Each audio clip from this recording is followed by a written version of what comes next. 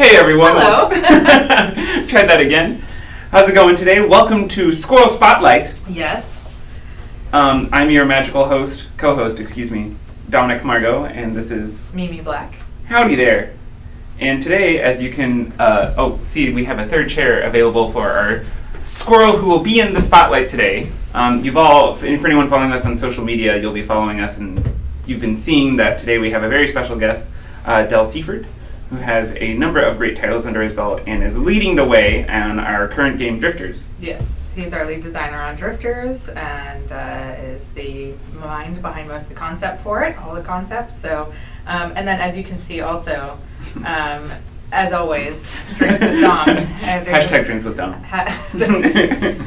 It doesn't tag it if you say it. I feel like it does. So he always likes to do a themed drink as well.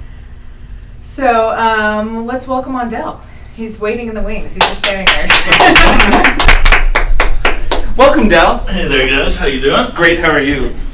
Now, well. my first question is, because I have such an affiliation with Star Wars, initially when I was trying to think of today's cocktail, for the record, is a Navy-based grog, which grog is a whole drink from like the early 17th century. But I wanted to say Imperial Navy grog, and the reason I got there is because of cinnamon. I have the cinnamon simple syrup, which is a spice. Which you think of Star Wars, you have the spice mining facilities on Kessel. Potentially, you do a Kessel spice run as well. But in our universe, I'm curious if there's anything like the Imperial Navy. So there are factions that are going to basically be who the Drifters are up against. They will be more in fiction for a while because we're starting out as a multiplayer game, but Sure. There's this idea that, we're kind of jumping right into the I feel bad. The reason I wanted is because I wanted to name the drink appropriately, but I wanted to give some context. If you want to name it anything, I might call it Stranger's Grog, and I will explain that. Yes. Perfect. There it is. So that's what I was getting at. I apologize. We might have dived too deep right away. But this is going to be our Stranger's Grog. Yes. So while you do that, Del, why don't you tell the audience a little bit about yourself? Don't mind me. So while we're waiting for our grog, so I've been doing game design for about 25 years, not over. About 25 years now. Started out in '95, doing a bunch of little games and things like that. But over time, I've worked on some cool titles like Tai Fu, which was a kung fu fighting tiger on PlayStation 1. I did Clive Barker's Undying, which was actually my pitch of a horror game that we did set on the west coast of Ireland in the 1920s. From there, I went on to work on Star Wars Battlefront 1 and 2, which is where Dom's questions are coming from in regards to the Star Wars side of things. And then I proceeded to work on a number of other things like Family Guy Back to the Multiverse and some other titles, and also have worked on a number of unannounced titles because that's the way the game industry works.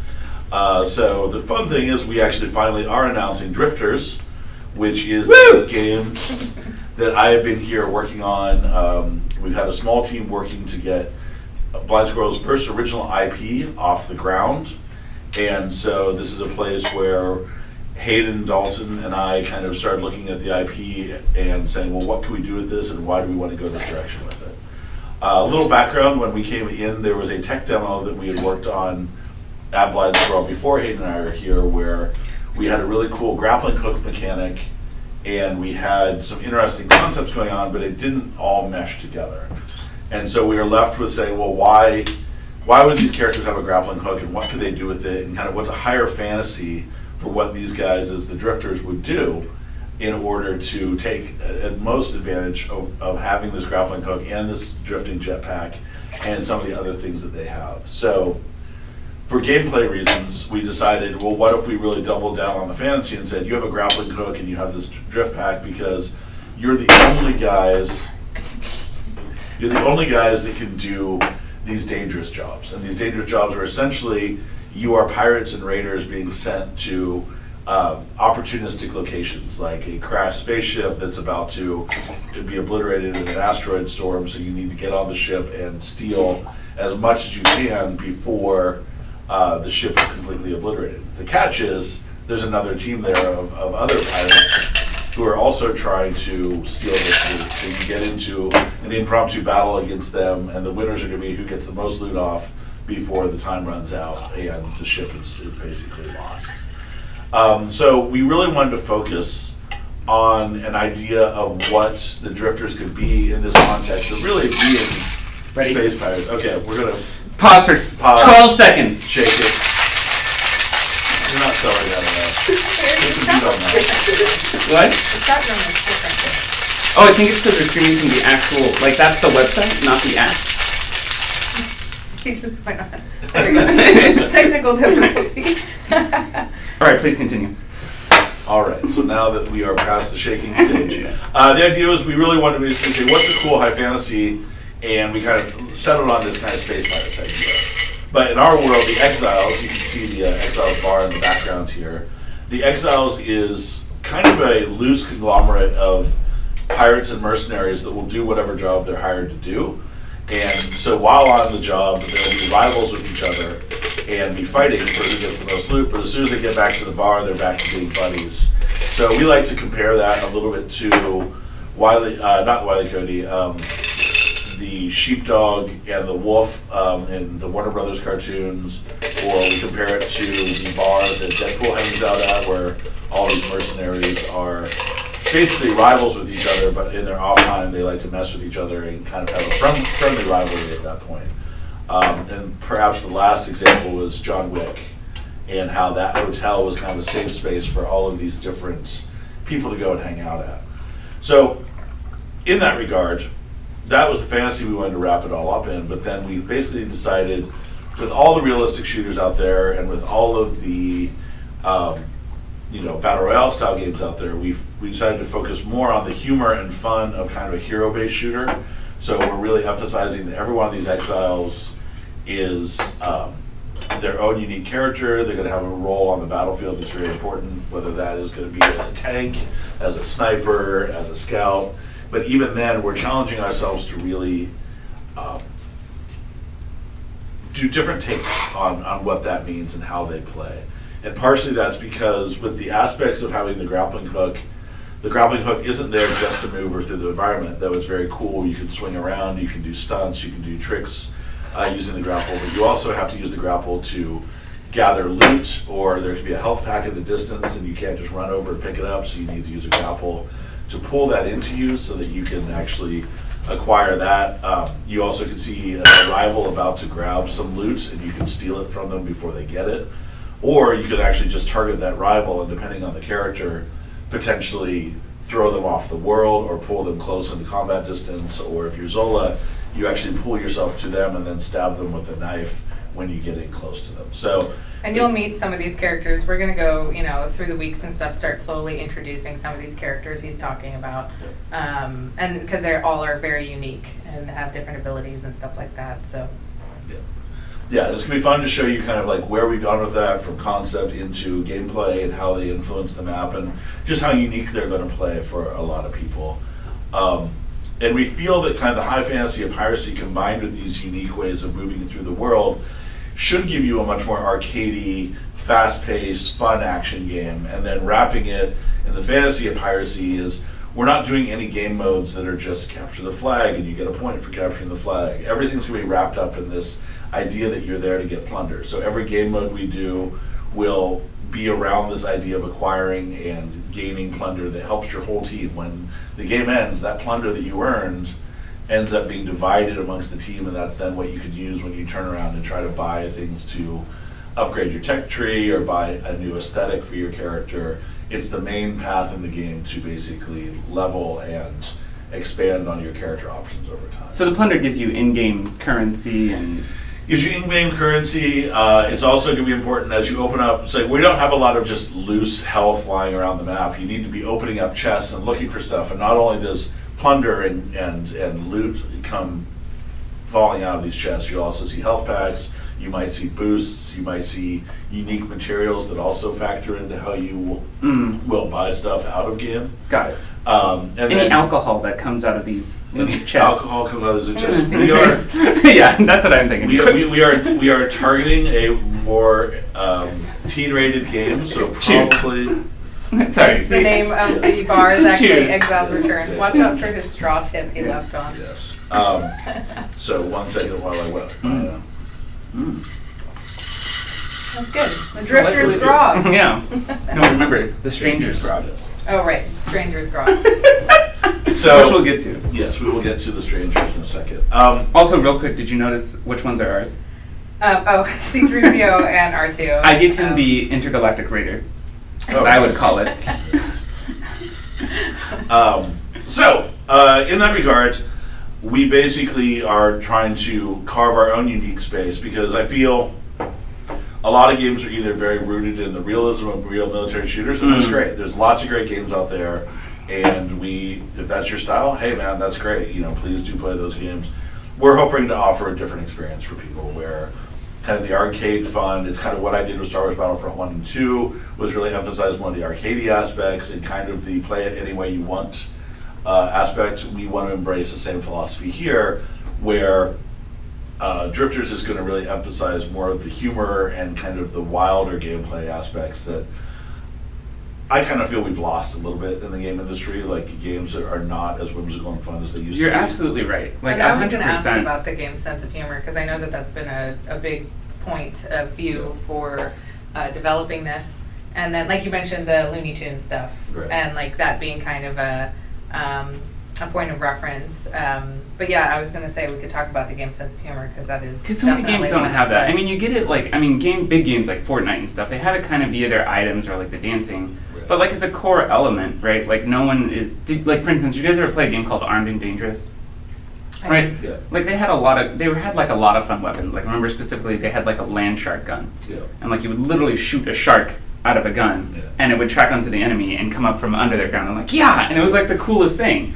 And it's like goofy and stuff. No one does that anymore, really. Like Right. everything is like even in Fortnite, even though it has goofy elements, all the weapons are still very like realistic mystery. Like You didn't think about the green with the green screen, did you?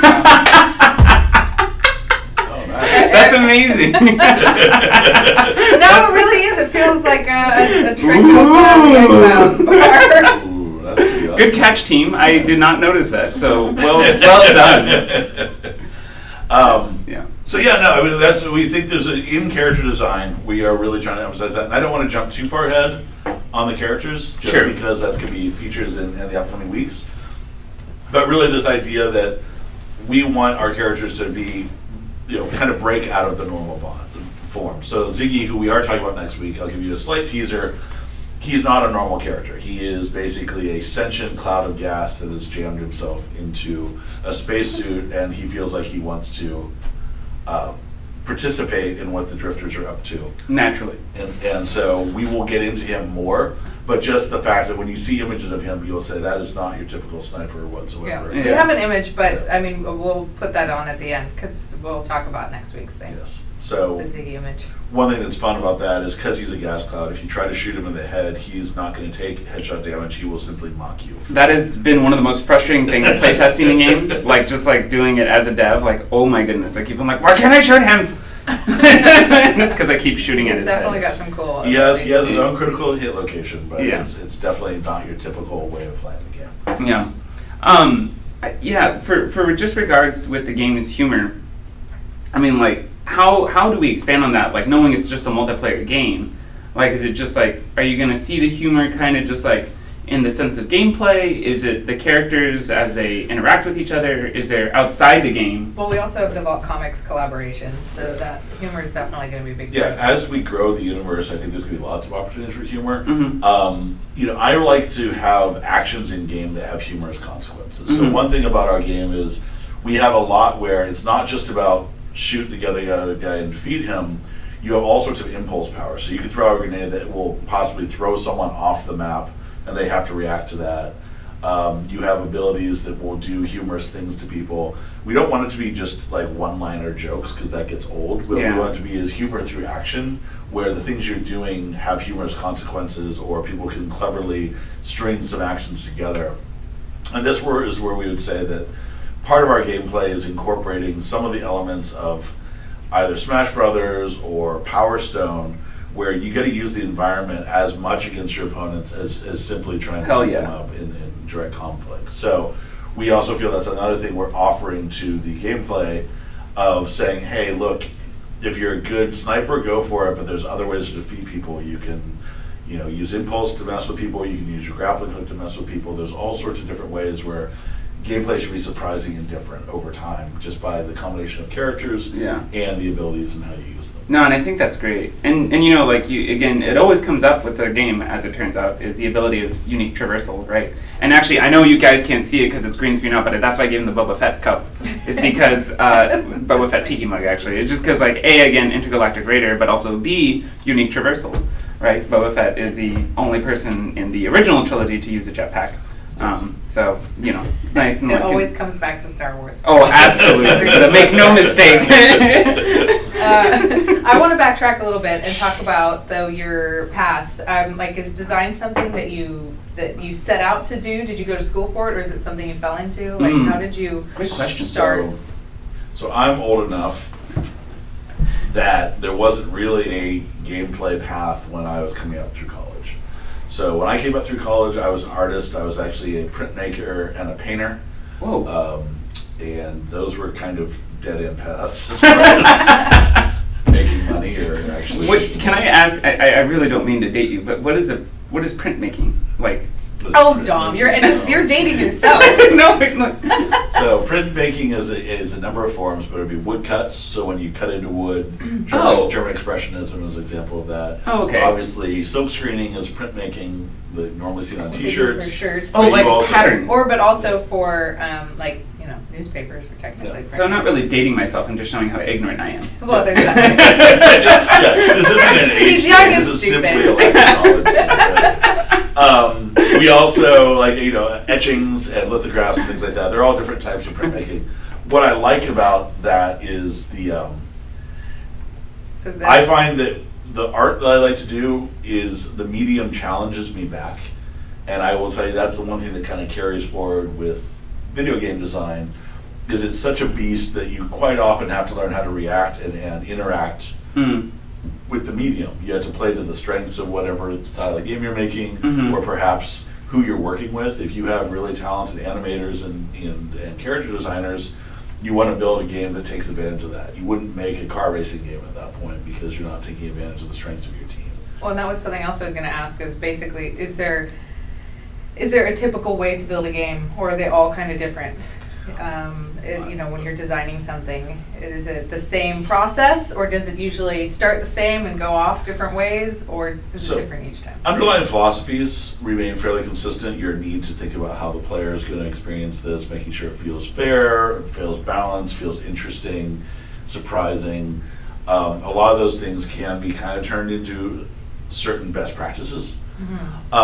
But because the game industry evolves so quickly, because there's always new technology, or there's new game genres, or new business models evolving, I've never made the same game twice. Right. Like, you're always challenged at every step of the way to rethink either for why your audience is going to want what you're doing, or how this is going to fit into a new philosophy, or other games change your philosophy on stuff, right? For a while, because of Gears of War, everyone was doing cover-based shooters. Oh, God. Yes, I mean, but I'm just saying, you have to look at trends and understand them. Yeah. And you need to question, do we embrace a trend like that, or do we try to go against the stream simply to stand out against that, right? Because you're saying, what are we offering to players? And if I'm the 10th person making a cover-based shooter, I don't have much new to offer. Right. So I normally look at the business opportunities and say, well, what would be something enticing in this world that people might want to go back to, or new offers that they want to get into. And again, for us, just to anyone who's recently joined the stream, or just to restate it clearly,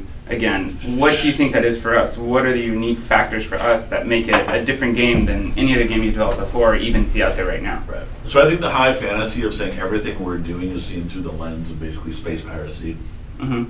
That motivates us to say, how do I use a grapple hook in that way? How do I make gameplay modes that emphasize that high fantasy?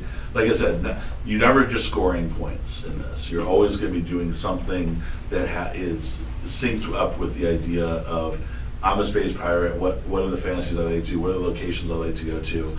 Every place should be larger than life, and the question of why only the drifters? Why are they the only people that can get in and do these jobs where other people can't? I mean, bad analogy, although I get beat up for this when I say it, is, in Armageddon, Bruce Willis and his team of space miners had to go out there and destroy the thing. Now, that sounds goofy, but it's kind of this idea of emphasize why you're the only people to be in a place to do the job you're doing. If anyone can go do it, it doesn't feel special. Why are these people that... Yeah. Now, with us, we're not doing realism, right? The Yeah. first thing you'll notice in our game is no one has space helmets on, no one dies because of the cold depths of space. Yeah.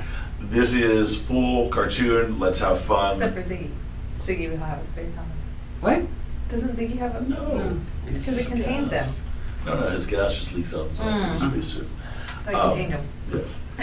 So the idea here is we are going towards the fun and the fun high fantasy, not realism in any shape or form. So for the people that want to tell us that that's not realistic and how things happen in space, we understand. We agree with you. Chosen not to care. To be very clear. Yes, yeah.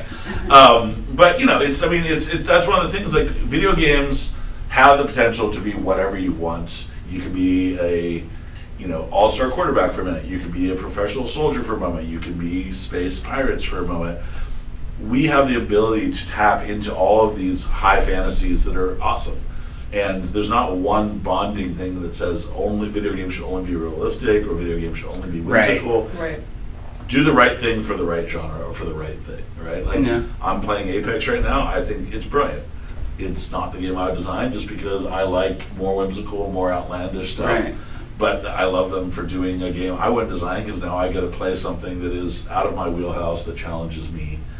And vice versa, I hope that people that are enjoying, these realistic shooters are happy for a reprieve to do something more whimsical, more funny, a little lighter.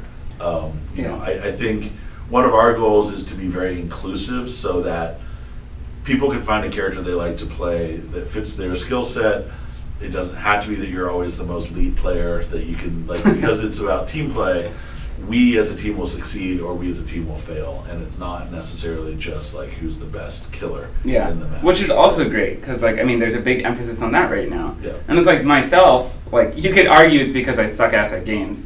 But in reality, I always like the team aspect better. Yeah. It's always more fun to I had again in Battlefield, I always play as the medic or engineer. Yeah. Those are my favorite classes because I love healing teammates or repairing vehicles. Yeah. So I love the team aspect, and what I always liked about Battlefield is that they credited you for that. Yeah. Just because you didn't get a lot of kills, but you did a lot of repairs or healed a lot of people, you still got equal the number of points to be a top player. Yeah. It didn't matter that you weren't getting the most kills. Absolutely. Yeah. And what's cool about that is that now says, fathers can play with sons, or brothers and sisters can play together, boyfriends and girlfriends. You don't all have to be at high skill level to be part of a successful endeavor. Yeah. Right? And that to me is also very powerful because now we're saying, look, you might be teaching the next generation of gamers because you're able to get them in and play with you. Yeah. There's such a hard ceiling. Some of these games have had 4 or 5 versions out there, like Call of Duty. If you're a new player jumping into that, it is so intimidating. Oh, totally. Because the people that are good at it are just insane, supernatural. You're killed in less than half a second. And so I think I don't get very far. So unfortunately, I think it's discouraging. It's for the elite players that like that, they want it to even be more hardcore. Yeah. Unfortunately, that also kind of shrinks the base a little bit over time. Yeah. Because it feels inaccessible to the newer players. Yeah, totally. Things like that. So for us, we're just saying, look, we're going to be emphasizing having fun. Yeah. And it's still competitive. You still want to have a game where you can get better at stuff, but you want to have something where, for us, running around, laughing, enjoying the world, experiencing new places. Our maps are not going to look like other people's maps. We want to basically get people that maybe are ready for something new. Are ready for something that's a little bit different. Because even, like you said, even Fortnite, while it has a cartoon style, is a very grounded military shooter. Yeah. Right? You're still finding your AK, you're still finding your shotgun, you're still finding your pistol, your sniper rifle, whatever. There's not that much surprising. Now, they're having fun with the whimsical bits of the disco ball that you can throw out, and the grappling hook you can find. But it's kind of a playground. Right. And I think that's awesome. By the way, this is not meant to diss Fortnite. Yeah, no, Fortnite obviously is I think amazing. the amount of joy if we had a cash cow like that, oh my goodness. Right, but I'm just saying, with the amount of joy that people are getting on that, I think it's an example of exactly. Some people are hungry for something more than just hoorah, I need to be on point Absolutely. all the time. It's okay to goof around. It's okay to laugh Exactly. with your friends. I think that that's a really powerful motivator for people, and I think that's what we've seen Minecraft rising up to Fortnite and some of those things is this idea of there's a group of people that like to just do funny things with each other. Yeah. Right? So inherently, again, that's just what makes us different, is the fact that the game itself is different. Yes. Like, for instance, I saw a great suggestion that I think we should put into the game, a Camargo cannon that shoots profanity at enemies. I totally am okay. Also, are you going to be putting in an instrumental spacey version of Don't Want to Miss a Thing from Armageddon? Probably all sorts of legal issues. I'm sure. Although I Steven think Tyler, Steven if Tyler- you're watching, I mean, I'm sure you are watching this little studio's Twitch stream. Can we use it? Yeah, I use that. I think that Steven Tyler could be a character in our game. Oh, he totally could. He You know. talked all about that. Exactly. I mean, he's odd enough that he could be an alien. Right? You know, and I'd also like to take a second. It's going great. Just take it off now. I'd like to take into acknowledge. You notice again, we've stopped with the Blur Vision 9000. You'll also notice we've stopped with Stutter Stamina 20,000. And that's all thanks to Eric off screen. It's me, Steven Tyler. There he is. Yes, Eric has been amazing. Yeah, And it's still a work in progress. We're going to start getting new stuff. You're going to slowly, see this turning into, something like Armageddon. It's going to be big Professional. budget. Jerry Bruckheimer's coming in to direct some episodes. No, I think it's Ron Howard. Ron Howard. Oh, was it? Do they replace it with No, you're right. It is Bruckheimer. Okay. I just wanted us to get the budget Ron version. Howard did. I don't mean that. But anyways, Eric's been doing a great job. So now that we Yes. haven't had stuttering, We'll fix the audio. Sorry. Ben, who fuck is It's this not person? stuttering, Yes. but it's clipping because of Dom. We'll because I'm too It'll loud. always Yes. clip because Dom's too loud. We'll get a lapel mic for you, and I'll have to turn the gain permanently down. For you guys, Yeah, that sounds about right. One of the things we could show, because we were talking about one of the things that's really cool about this game is the drift pack and the grapple. We have some concept art. That we're going to switch to in a moment. Eric's laughing too much Stay in with the us. chat to do this. All right, so So this is examples of Ziggy's drift pack. And it's more just, you'll see that there's the two jets on the back, and so that when it activates, you're able to, once you're up in the air, if you hold down jump, you'll actually hover in the air and allow you to do, this is a place, once again, to emphasize where we're challenging ourselves to do more interesting gameplay. We really want our combat to be fully three-dimensional. So people can drift and hover in the air. So Ziggy being a sniper, you'll catch the little bastard floating 80 meters off the side of the ship, firing back in on people. And that's something you can do. He doesn't have to go find a remote location to stand on. He can just float in the middle of space. Now, I'm sorry, it's 80 meters far. Again, I'm not good with. It's reasonable. this is like last time we got lambasted for So not 100 knowing meters this. is the length of a football field. So Oh. 80 meters. Is a little bit less It's than 4/5 the length the of a length of a football field. All right, got Do it. the math. You just don't understand. So the idea is that with drip packs, you can basically save yourself. If you're getting knocked off the world, you can actually recover from that, save yourself, and then reacquire with a grapple or drift your way back towards the ship. Now, drifting is slow. It's not flying around super fast. We're challenging you to use a combination of grappling and drifting and combat. It's not that there's one end-all be-all use of these things. Also, some characters are better at drifting. Ziggy, because he weighs almost nothing, can stay in a drift state for a long time. Sumo, who is just a giant 800-pound hunk of meat, will not be able to drift as long. He will be able to drift, but his energy will run out quicker. And in fact, some of his animations will be like, I don't like this. He's not used to being off the ground. He is a very ground-based, tank. When you see some people in the office that have been testing this game and they've gotten really good at manipulating both the drift pack and the grapple, it's fucking rad. There's a lot of really cool, interesting traversal stuff in this game that I haven't seen before. It's once you get good at being able to wield both well, there's some really cool stuff that you can do with the game. Yeah. What else we got stored up there? I'm not even sure. It was all a fun bag. A Oh, butt? more So Ziggy. that's Ziggy's butt with his drift pack on. But It's hot. He was like the penguin ass. From, penguin. Oh my gosh, that ass is always going to be fused into my brain. Like from Batman. From Batman Yeah. Returns. Oh my god. Oh my god. Yeah. Good call. Like I just remember watching that movie when I was younger and being just mesmerized by the non-ass that is Danny DeVito. It's actually a pretty great version of that character. Oh, yeah. He's so gross and repulsive, but it's so well done. Which he basically does the same thing in It's Always Sunny. It's why I have a hard time watching that show. I can't deal with how gross he is sometimes. I've never watched it. I've watched a couple episodes. There's like a tone There's a whole episode where they do first person view from Danny DeVito. And like he wakes up and he starts pissing into a bucket in his room. And I'm just like, I do that.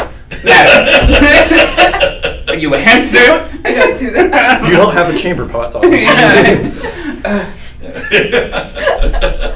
Just no. I don't do that. Alright, so And what else? Ziggy Butt, what do we got? Well, we were, because, that's his drip pack, right? And the grapple. And that's his grapple, yeah.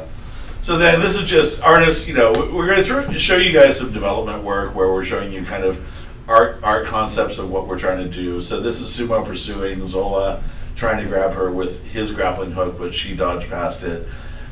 Once again, some of this stuff is just fun to kind of go back into the archives and show you some of our concept work as we've been developing the game.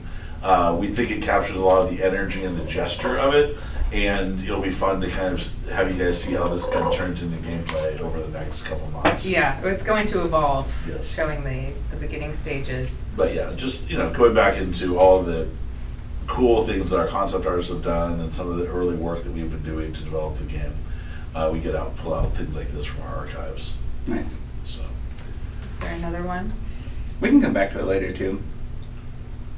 Oh. Ooh, that looks like a thermal detonator. I think this is early Sumo. copper bottom, yeah. right, so you saw in that last picture, you saw Sumo throwing his wrecking ball, which doubles both as a weapon, but also doubles as his grappling pack. So he could actually, it's kind of magnetized, and then Sumo, being the odd character that he is, has actually named his wrecking ball Mrs. Copperbottom, and he is known to paint lipstick on her and dance with her when he's in the mood. Mostly. This is why this character is Yeah. exclusive to a comic book series, which is why we're doing one. Yeah. So the Exiles themselves, and basically we go back, like the Drifters is the name of the game, but they all hang out at the Exiles bar, and this idea is that they are It's not normally there. Eric, go back to the Exiles bar. What? Just so we can. I was like, Hey! That's where. So they all hang out at the Exiles bar, and basically they're kind of like, in the days of piracy, a lot of them found each other because they didn't have any other place to go, right? They were, a lot of pirates had been driven out of Europe, or they were desperate men trying to find ways of making money.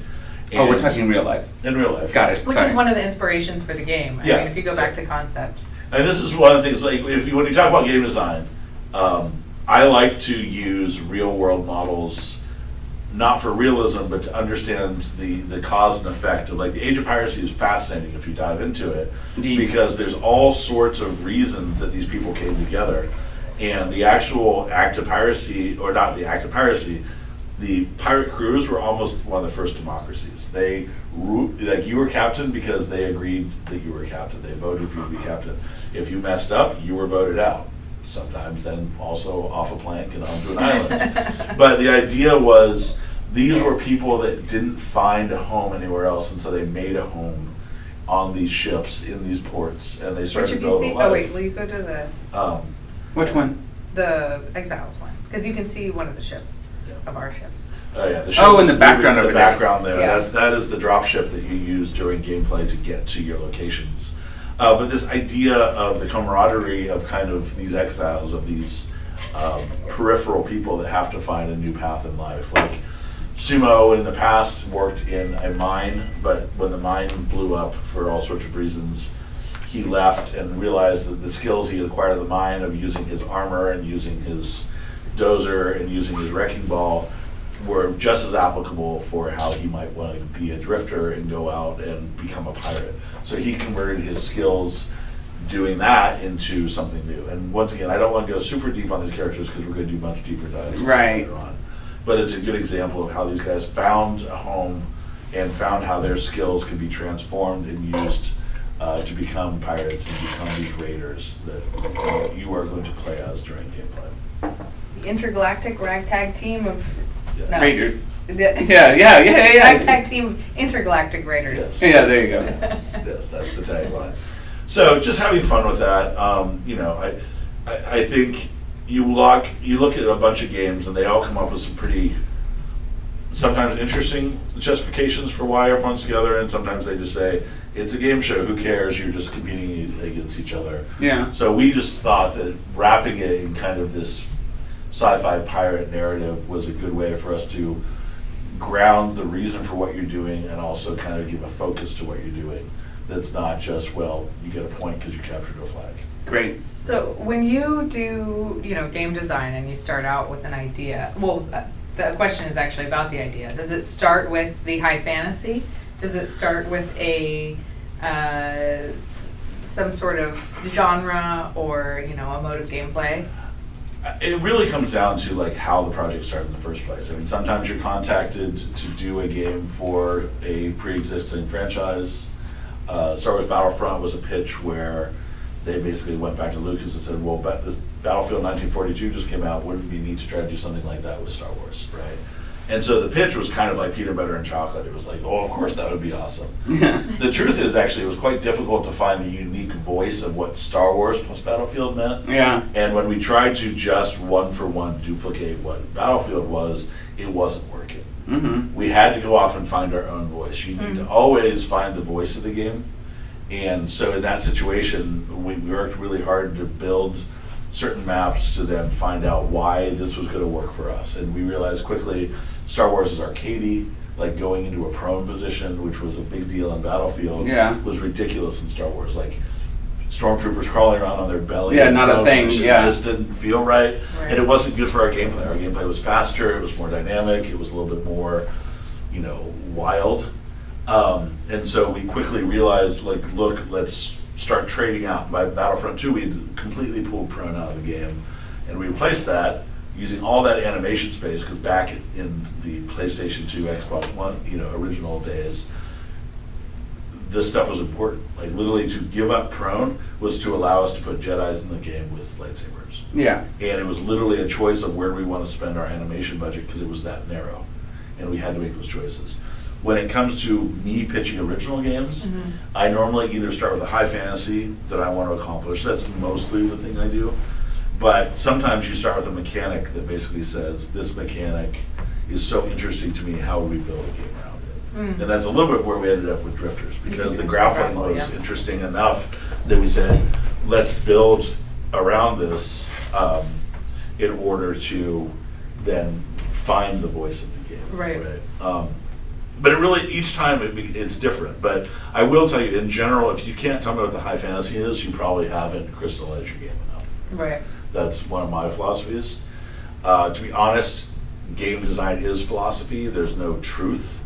There's simply ways of going about trying to create a vision of what you want, right? So what is truth for one game is actually blasphemy for another game, simply because it doesn't fit, right? Like, I don't care about realism in our game. And so if someone comes back and says, hey, this is this, it's like, well, we don't care about that. Yeah.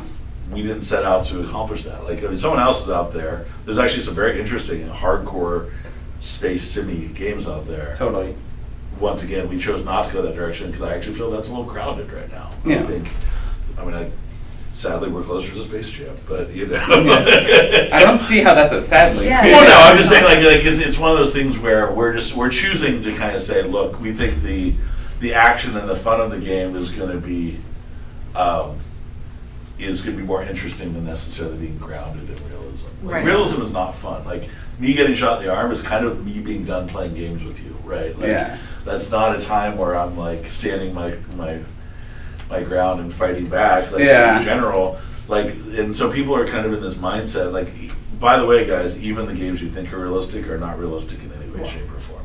Have you heard that Dimitri Martin joke where he says that he wants to start do a video game called for all the people that got shot in other video games and call it Super Busy Hospital 2?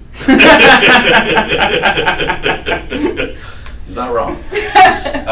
But it's just one of those things, like, look, you're making choices. Like, if the fantasy is I want to feel like I'm a counter-terrorist and you want to play Counter-Strike, that's great.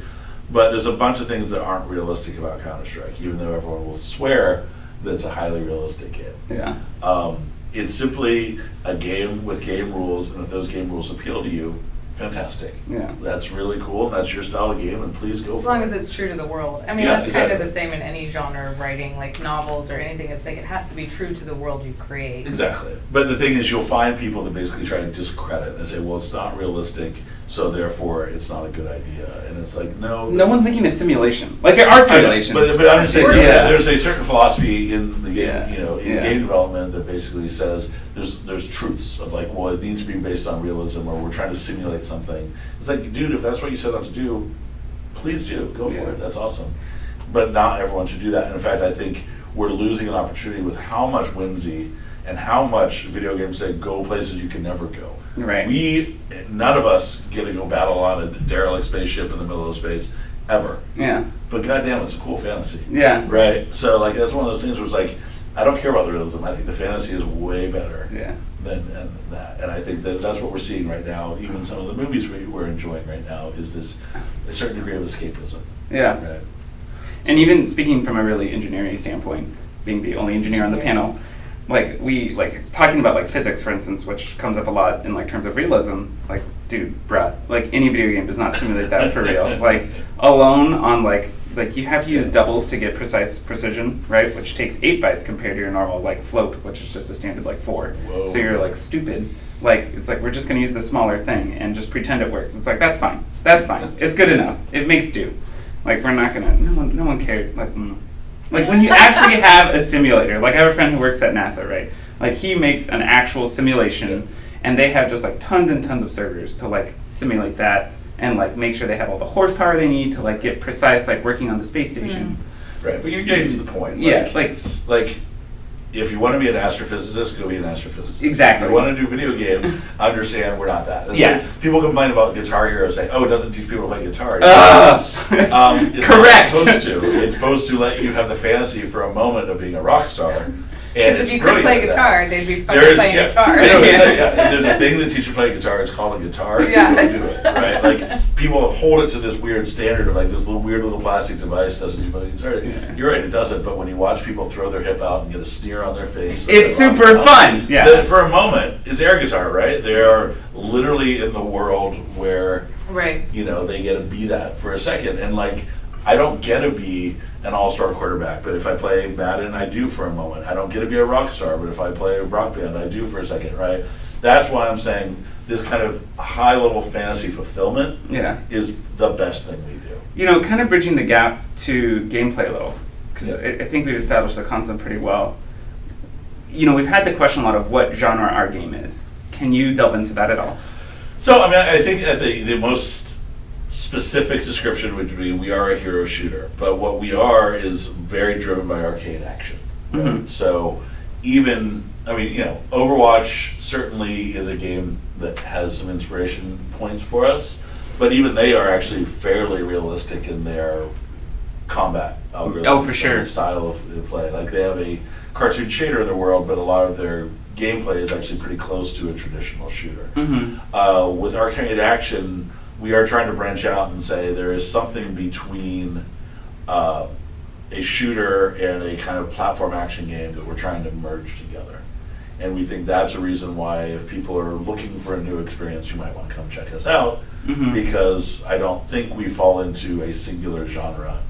I think that the platform aspects, the navigation, how much you rely on your grapple as much as your gun are things that will be relevant, right? Because the other games have grapple, but it's one character has a grapple. Right. Or you can find a grapple in Fortnite, but you're just lucky if you find it. Right.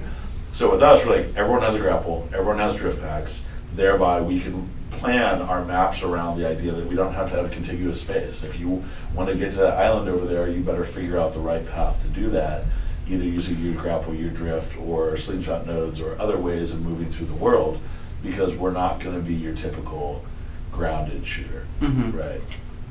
We think that the three-dimensional play space and even just the fantasy of victory conditions are, like, you're not going to win on kills. Like, you might kill the other team to slow them down from looting, but looting is the victory condition, Right. right? So combat will influence that, but it will not be the final result, right? A lot of people that love to get into KD, sure, There'll be a way for people to track their KD, but the truth is, you can still lose with a high KD. Mhm. You want to actually get in and help your team win by getting the loot off the ship and doing those things.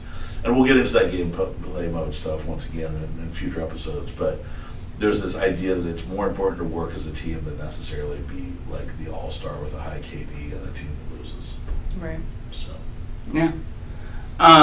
So I guess kind of also talking about gameplay, right? Like we've covered a lot of like I guess again the high fantasy. We've discussed at length. I would even say like the traversal mechanics pretty well. So doing that seems like really difficult, right? Because like usually if you look at a game, I feel like you look at a game like maybe like the Trials series or something like that, where it's about the movement, the getting around, the traversal, and then you look at games that are just solely focused on the combat. Right. So looking at combining the two, like how is that done? Like how are we making that fun? Right. So part of our challenge on that is to say it's combat and traversal, not combat then traversal or anything like that. You need to be able to do both, which means neither can demand your full brain power, right? Like as soon as you are playing and you have to do both at the same time, now we have to allow both to be a little bit easier to do. So with grappling, we built a bunch of structure into it that makes it intuitive. Like if you just look and fire, the grapple's going to go out at your crosshair, and that's how you grab people or objects in the world and things like that. But if you just hold the grapple button down for even a quarter of a second, it goes into smart grapple mode, where it starts highlighting safe locations to go to. It means there'll be a spline, and you'll actually, when you let go of the button at that point, it will go exactly to where you're seeing. And that doesn't mean I have to look at it. It will be off center and facilitate me doing tricks, getting quickly to safe locations. Nice. So we're basically building in a user assist if you choose to use it. Yeah. By just putting a smart grapple in. And that makes a lot of sense because I feel like you look at a game that's really popular with the grapple hook, like Just Cause. Right? Like, again, I feel like Just Cause is more of a simulation. Like, still gameplay, don't get me wrong, it's still a game, but, like, again, it's just, like, It's whimsical. It's actually pretty fun. Right, but it's very much play with physics. Like, can you Yeah. grapple at the right time to do this thing, and that's not what we're going for. Right, well, they're doing an Yeah. open sandbox world. Yeah, We're that's more, definitely yes. We're doing arenas, for sure. We're Yeah. doing combat, we have rules to play. Like, the way that Plunder plays out will be randomized over time, so even playing the same map will feel different each time you play. But we are basically trying to make sure that these two things are very complementary to each other. We don't want people to get overly committed to one or the other. Right. I mean, grappling is a great way to escape if you're in trouble. It's a great way to get someplace quickly. Like, that's one thing that's been fun about our maps is normally you have to build maps worrying about, like, it's going to take a really long time to get from point A to point B. And Yeah. I got to grapple. I get there fast if I want to. Now, sometimes you get there too fast. You can actually get there when the enemy team's there and your buddies haven't caught up to you yet. Yeah. But we don't feel that one of our restrictions is this idea that it takes a long time to get places. We have tons of different ways to get you where you want to go. Amy, how much time do we have left? We're close to the end. We're Oh, okay. gonna wrap up. But I wanted to ask, so for people that like wanted to get into game design, what would be your advice for someone wanting to do that? Like, what knowledge do you think is imperative to become a good designer? What steps would you take to get into? Because I mean, the game industry, like, you know, people college degrees we found are so odd with how they actually teach things. Yeah. And, you know, he complains all the time that all these universities that are doing game degrees aren't actually giving them the knowledge that they need to get actually hired at a place. And even for computer science, which is comparatively is a very established field compared to the field of game design. Right. It's been around slightly longer. But just that idea that even that is still very mixed up for game development. Like, a lot of people are learning the wrong things. Well, Yeah. wrong things subjective, I guess. But That's still. stuff That can be a really fun, different episode to talk about. I feel that there are certainly, these kids are getting promised the world at these schools, and I think that's unfortunate because I think while you might have opportunities to work on amazing products, and I'm very proud of my career on that stuff, it doesn't happen day one, and you need. So there's two aspects to it. One, I would tell anyone that wants to be a game designer, make sure that you love the idea of making games as much as you like playing games. Sometimes people that are playing games and going, God, I wish I could get paid for this as a career, don't understand. Be prepared for what you're asking for. Yeah.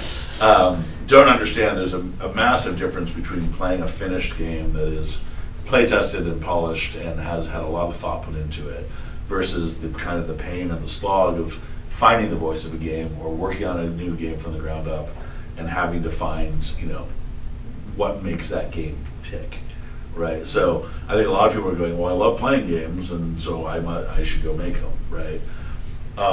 The best advice I ever got was, I thought when I came out of college and I was an artist, I was like, well, I'll go back to Hollywood, because this was 95.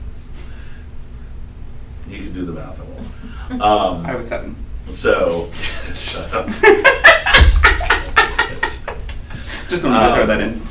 But I came back to LA thinking I was going to get involved in Hollywood. Yeah. And my parents were very nice, and they knew someone that was working and was a very successful documentary filmmaker. And they're like, why don't you go talk to him? Maybe he can give you some advice on this stuff. So I sit down with him, and he looks me in the eyes and says, well, do you really, really want this? And I was like, I don't know. I was young. I was only young. And so I was like, I don't know. And he goes, then don't bother. Wow. And I was like, why? He goes, because everyone that wants this will give everything to get it. They will put up with more. They'll put in longer hours. They'll put up with all the bullshit that comes along. And it was a really great advice, because everything I heard about Hollywood, I was like, I don't think I want to deal with all that. And then I got to games, and I could answer yes. Yeah. It's like, I do want to deal with all that. Fight bullshit. through all this, and I do. Well, it is, though. I mean, guys, by the way, video games are tough. They're not easy to make. They're very complicated. There's a lot of pressure. There's a lot of passion. There's too many opinions. Oh. And so if you don't have the tolerance to fight through that, put up with it, learn from it, be excited by it, like, I will tell you the thing I love is every day I come in, I'm always learning something new. There's new technology, there's new game mechanics, there's new business models. So I'm constantly challenged by this industry.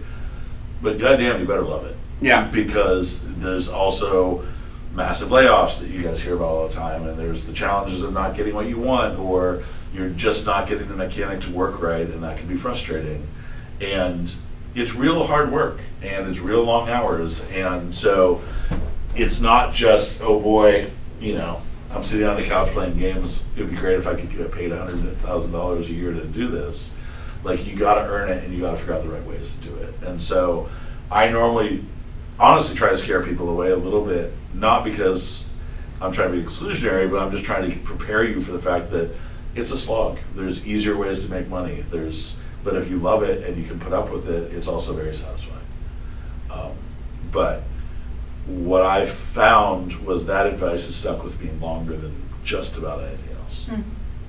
As far as building your skills, learn to communicate why you like something in a game or why you dislike something in a game. Not just, this game sucks, but be able to actually explain, this mechanic frustrated me because X, Y, and Z, and I would fix it by doing A, B, or C, right? And so at that point, you're now mentally engaged in the process of why did they make these choices, how did they make these choices. I promise you, almost no developer sets out to make a bad game, but it does happen at some point. So it's one of those things where you have to understand there is, like I said, there is no truth, and there is no perfect algorithm, and everyone's trying to find the right voice for these games. Sometimes they make great games, sometimes they make mediocre games. It does happen. But like going through that process, seeing the hard work, and it's not just the blue sky. Like, there's, at the beginning of game development, there's this blue sky concept of like, oh my god, this would be so awesome to do. At the end of development, when you have to fix all the bugs, because that awesome concept is a pain in the ass to actually implement, you need to be around to see that. You can't just pitch the blue sky idea and walk away going, job's done. Yeah. You need to be there to see the implications. You need to be there to fix it when it's not working right. You need to understand the choices you made, and that's going to make you make better choices the next game. But if you don't see it through, there's tons of those people. Yeah. So I like the people that stick around and actually finish a game are very valuable because they understand the implications of the choices they made. So. Yeah, no, that's great. What's our time, Eric? Because my watch is fast. We're 12:55. Okay. Ooh, okay. Did we have any questions we want to answer real quick? Let's see. We do have more art we can show.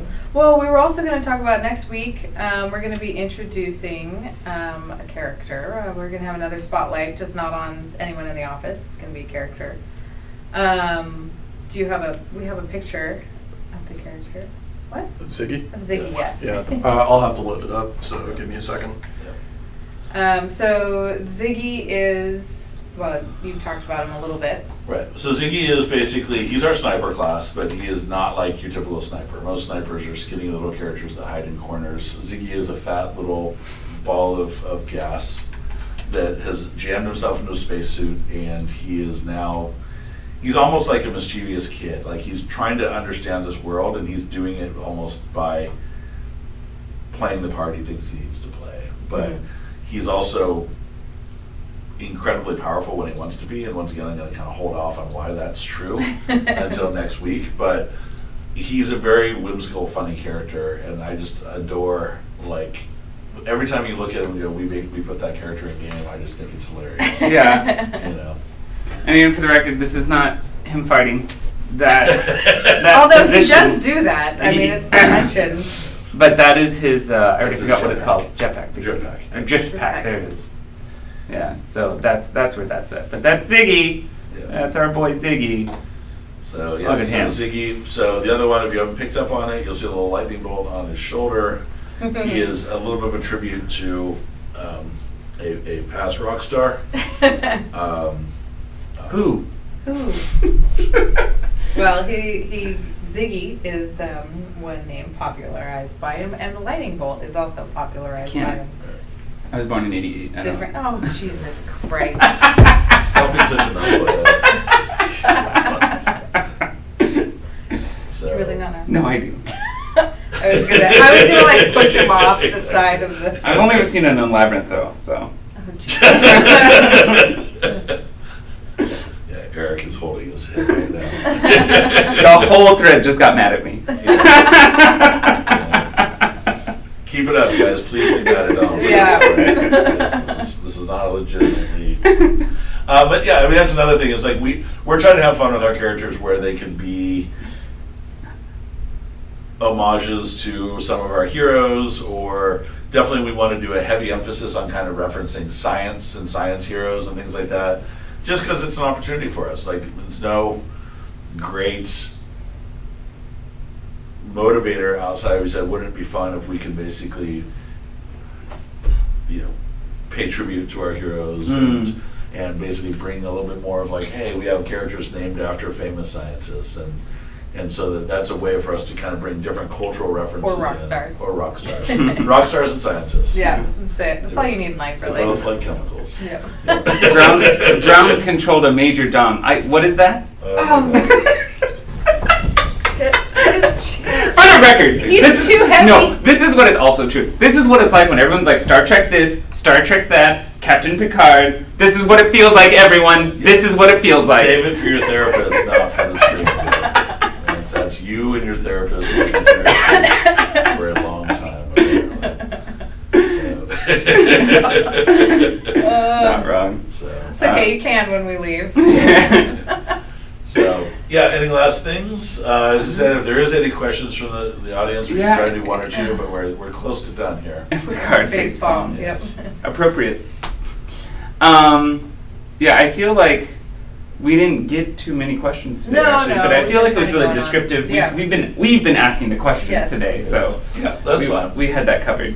But We yes. got you, fam. We'll also have Dell back on. Yeah, At a later date. future. return. Yeah. Yes.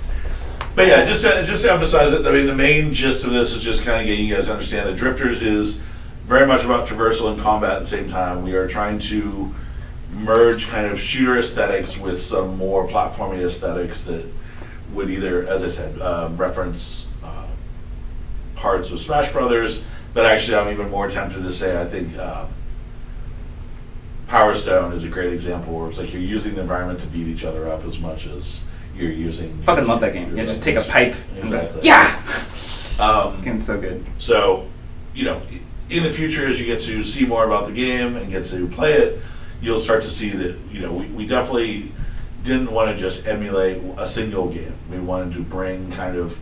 Hayden's knowledge is he did Darksiders, so he has a lot of more of that platform combat knowledge. I have more specialization in shooters, so we felt that kind of merging our two sensibilities together might make a unique gameplay experience for people to go for. And we're hoping in a relatively short period of time, that you guys will be able to see that.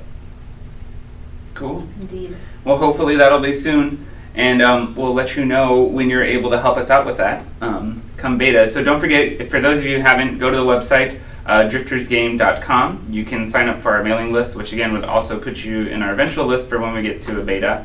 Also, we have a Reddit community out there that started up, so thank you to those of you who, maybe they're here in the stream, I don't know, but if you are, thanks for setting that up.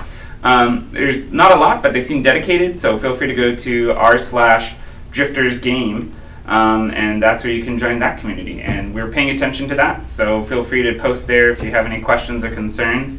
We don't have any of our own forums yet or anything like that, so that's until that happens, the subreddit is actually going to be your best place, or here in chat. So either or, let us know. But yeah, thanks for tuning in. Yeah, we'll see you next Tuesday at 12 with a Drifters. You can't say Spotlight because it's Drifters. Squirrel Spotlight. It's not a Squirrel Spotlight. It's a character. It's Exile Spotlight. Exile Spotlight. Exile. I'm gonna have to go. Okay, I need to go to thesaurus.com. All right. Still has Exile alliteration. table dance. There it is. All right, thanks everyone. See you next time. Bye. Thank you guys.